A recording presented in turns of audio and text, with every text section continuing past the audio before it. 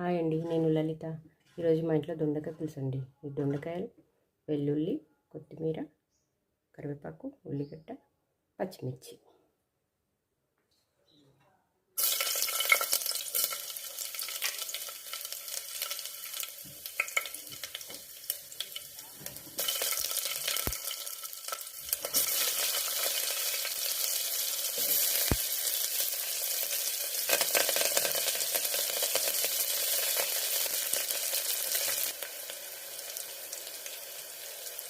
కసూరి మెంతులు,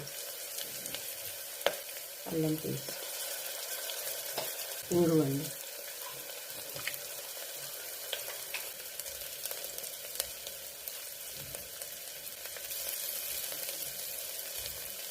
దొండకాయలు వేసి కాస్త ఫ్రై చేయాలండి.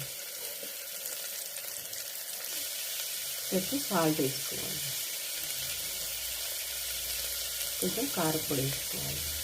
ఎవరు తినేంటే వాళ్ళు వేసుకోవాలి. దాన్ని పచ్చిమిర్చి వేసాం కదా, పులుసు కాబట్టి కొంచెం కారం బాగానే పడుతుంది. షుగర్ కంపల్సరీ అండి పులుసు కాబట్టి.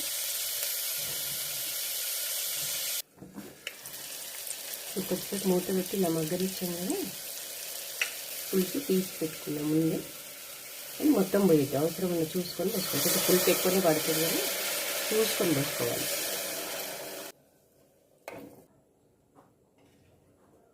ఇది జీలకర్ర మెంతుల పొడి అండి.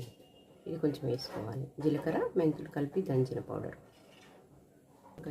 కారం ఉప్పు సరిపోయిందా చూసుకొని అవసరం అంటే వేసుకోవచ్చు, ఏం కాదు.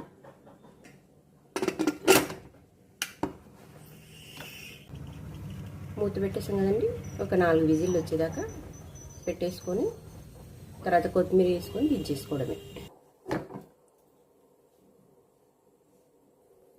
కొంచెం కొత్తిమీర వేసుకొని దించేసుకోవాలండి. సాల్ట్ అది చూసుకోవాలి కొంచెం మనం.